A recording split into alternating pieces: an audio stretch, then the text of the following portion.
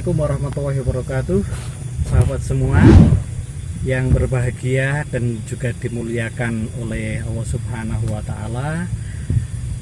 Pada kesempatan kali ini akan kita perlihatkan juga masih durian montong yang ditanam dengan ketinggian 1/4 meter.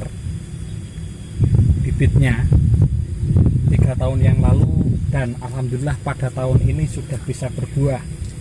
Ini buah yang di bawah.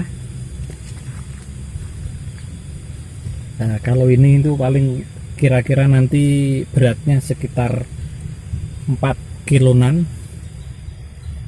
Dan yang kedua ini yang ada di atas, itu beratnya ada 11 kilo, bahkan bisa lebih.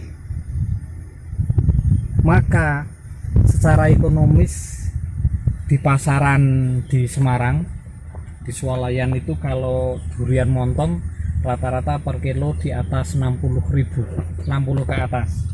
Maka kalau dari petani ini tentunya angkanya ya pasti di atas 50-an ribu. Bisa kita perkirakan juga, atau mungkin bisa kita bayangkan dengan usia pohon yang baru ya, yang baru 3 tahun ini sudah bisa berbuah.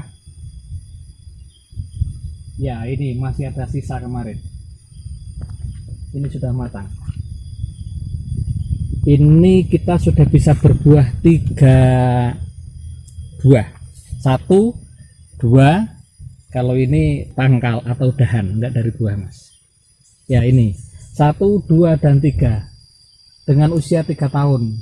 Bisa kita bayangkan setiap tahun nanti dengan perawatan yang intensif, ini daunnya bisa kita ketahui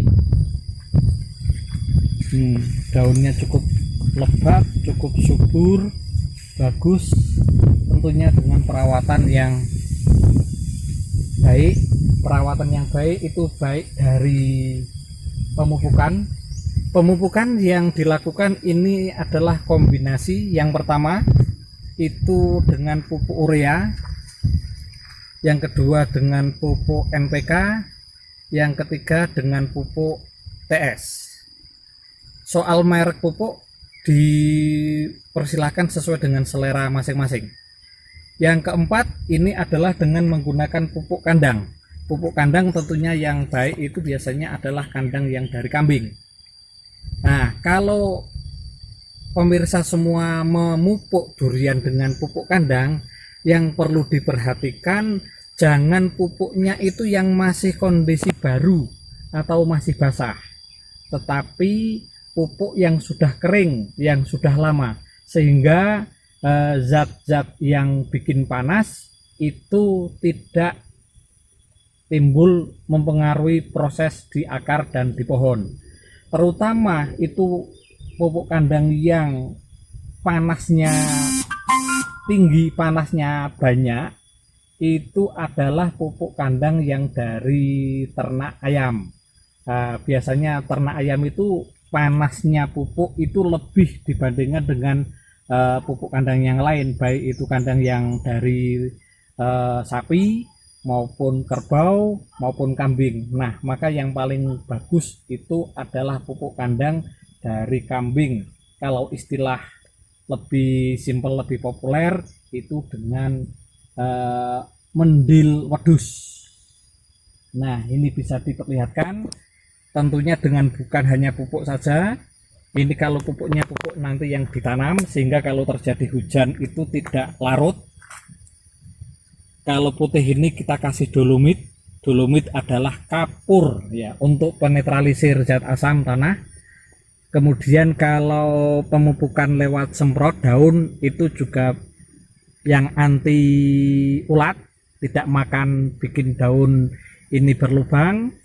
Dan waktunya nanti setelah panen dan mulai musim kemarau itu nanti perangsang bunga, karena perkembangannya mulai itu proses berbunga pohon durian itu ketika mulai banyak panas. Sehingga ini sisa masih 2, cukup efektif dan cukup menarik. Yang jelas dan yang penting, kalau terjadi hujan, air tidak menggenang di sekitar pohon, tetapi air langsung nanti bisa mengalir sehingga tidak kelebihan air. Tetapi kalau sudah tidak ada hujan, mulai panas, penyiraman bisa dilakukan. Yang penting kondisi tanah masih terjaga kelembabannya. Salah satu wujud ini berlangsung masih baik pohonnya itu adalah daun. Kalau daunnya cukup lebat, daunnya cukup banyak, maka perkembangan pohon ini tidak terkuras habis untuk dibuah.